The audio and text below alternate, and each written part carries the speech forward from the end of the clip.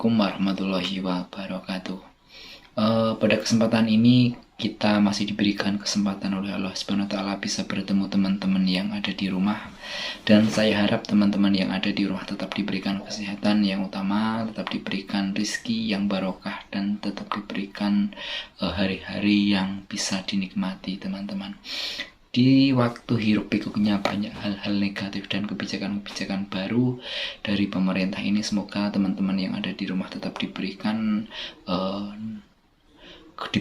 kebarokahan, diberikan kenikmatan hidup tentunya, amin amin ya rabbal alamin. Dan teman-teman yang ada di rumah, semoga tetap diberikan kesehatan yang utama. Dan pada kesempatan ini teman-teman, saya akan menceritakan sebuah cerita pada zaman Rasulullah dahulu.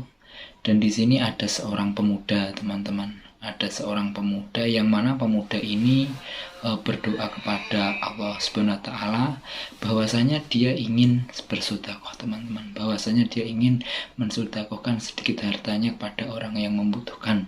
Dia pun berdoa kepada Allah Subhanahu wa taala, ya Allah, berikanlah aku, perlihatkanlah aku seseorang yang membutuhkan dari sedekahku ini. Selang tidak lama dia pun bertemu dengan seorang laki-laki di jalan, dan dia pun memberikan sedekahnya itu kepada si laki-laki tersebut. Dan pada esok harinya teman-teman, itu pada orang kampung itu bercerita ada seorang pencuri yang diberi sedekah pada malam hari kemarin, dan dia pun merasa gagal bahwasanya sedekahnya dia tidak lancar karena diberikan kepada orang yang salah. Kemudian dia pada malam harinya dia tetap berdoa pada doa yang sama, ya Allah, berikanlah aku, perlihatkanlah aku seseorang yang membutuhkan sedekahku.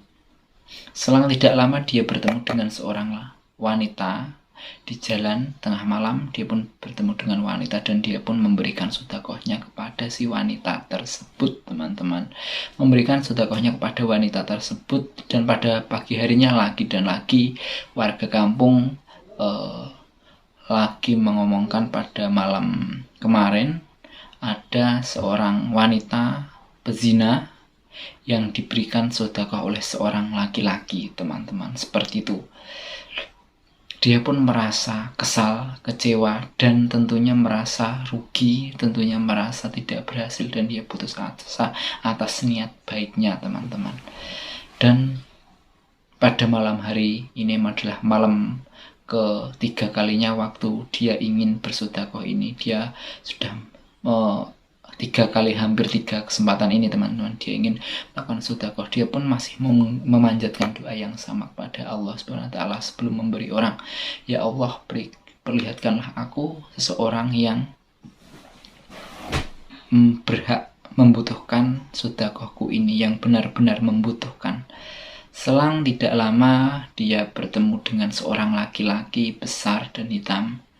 Dia pun memberikan sedekahnya dan laki-laki tersebut menerimanya teman-teman. Tidak berkata apapun, dia pun menerimanya. Dan yang kali ini dia pun tetap nihil, gagal teman-teman. Pada pagi harinya warga kampung itu pun menceritakan bahwasanya ada seorang laki-laki kaya, dia mendapatkan sedekah dari seseorang. Tentunya dia sangat kecewa, tentunya dia sangat kesal dan putus asa teman-teman. Dan apa yang terjadi setelah itu, pada suatu malam dia pun bermimpi bahwasanya ada malaikat berkata kepada dia bahwasanya sedekah dia yang dia berikan kepada tiga orang tersebut itu, Allah Subhanahu wa taala tetap menerimanya sebagai ibadah, sebagai sedekah yang baik. Mengapa demikian? Pada hari pertama si laki-laki tersebut memberikan kepada seorang pencuri, yang akhirnya si pencuri tersebut tidak jadi mencuri karena dia sudah mendapatkan rezeki dari si laki-laki yang ingin memberikan sedekahnya ini. Terus si malaikat pun berkata kepada si laki-laki berkata kepada si laki-laki ini, bahwasanya yang kedua ini dia bertemu kepada si pezina.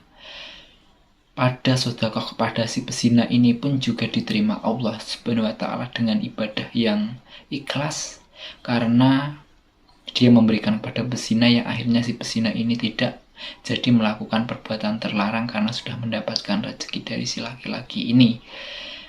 Dan pada malam yang ketiga dia pun menceritakan bahwasanya dia bersedekah kepada si orang kaya ini pun juga tidak sia-sia teman-teman, karena dia memberikan kepada orang yang kikir, orang kaya yang kikir, dan akhirnya menyadarkannya bahwa menjadi orang yang kaya dan dermawan itu jauh lebih baik, dan dia pun akhirnya sadar.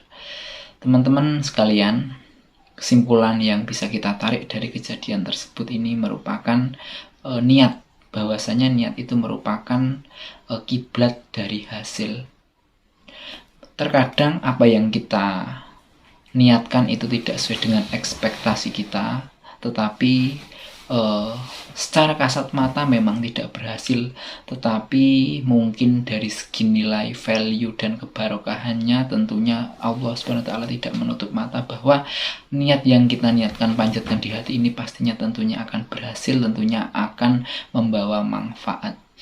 Jadi gini teman-teman, ketika kita berniat ingin melakukan suatu perbuatan baik, meskipun itu gagal, tentunya Allah tidak tutup mata teman-teman.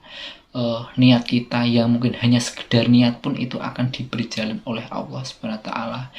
Sekedar niat saja itu belum melakukan, itu pastinya tentunya tetap diberikan jalan oleh Allah SWT.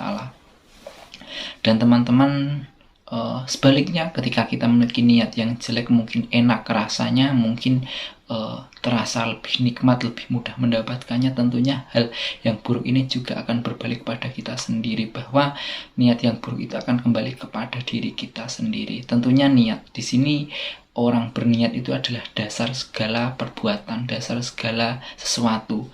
Niat tersebut merupakan kiblat, niat tersebut adalah sebagai pemimpin suatu kejadian. Dan ketika kita berniat jelek atau buruk, itu pun akan kembali kepada niat. Hasilnya akan tetap kembali kepada niat kita sendiri. Jadi teman-teman, ketika kita ingin melakukan niat yang baik, jangan usah khawatir, tidak usah khawatir, tetap berilah keyakinan kepada diri kita bahwa niat yang kita berikan ketika niat ini baik akan tetap memberikan manfaat kepada orang lain dan diri kita sendiri teman-teman.